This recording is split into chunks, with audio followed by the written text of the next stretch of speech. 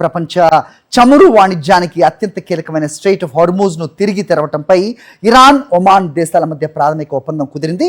Persian గల్ఫ్లోకి ప్రవేశించే, వెలుపలికి వెళ్లే నౌకల ప్రయాణ మార్గాలపై సరికొత్త రవాణా విధానాన్ని రూపొందించేందుకు రెండు దేశాలు కూడా ఒక అగ్రిమెంట్కి వచ్చాయి.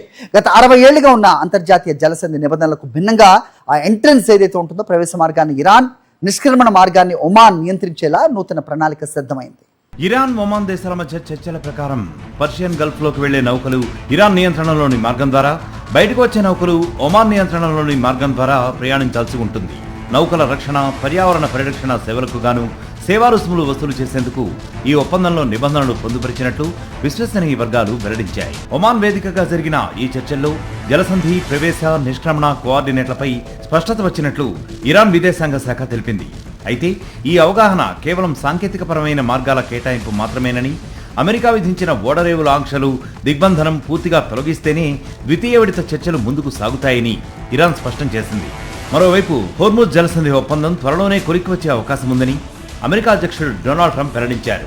నౌకల ప్రయాణంపై ఎటువంటి రుసుములు వసూలు చేయడానికి అనుమతించేది లేదని తేల్చి చెప్పిన ట్రంప్, జలసంధి తెలుసుకోవడం అనేది ఇరాన్ అణు కార్యక్రమాల రద్దు దిశగా మొదటి అడుగు అని అభిప్రాయపడ్డారు.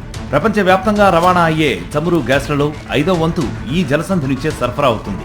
ఇటీవల నెలకొన్న ఉద్రిక్తతల కారణంగా హోర్ముజ్ మూతపట్టడంతో అంతర్జాతీయంగా ఇంధన ధరలు మండడమే కాకుండా గ్లోబల్ సప్లై చైన్ దెబ్బతింది. ఈ నేపథ్యంలో ఇరాన్, ఒమాన్ల ఒప్పందం ప్రపంచ దేశాలకు కొంత ఉపశమనాన్ని ఇచ్చే అంశం.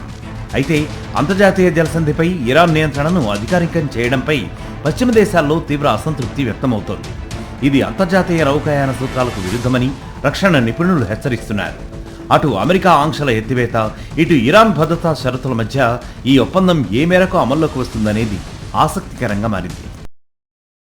మరిన్ని అప్డేట్స్ కోసం ఛానల్ను సబ్స్క్రైబ్ చేయండి. నోటిఫికేషన్స్ కోసం బెల్ ఐకాన్ పై క్లిక్ చేయండి.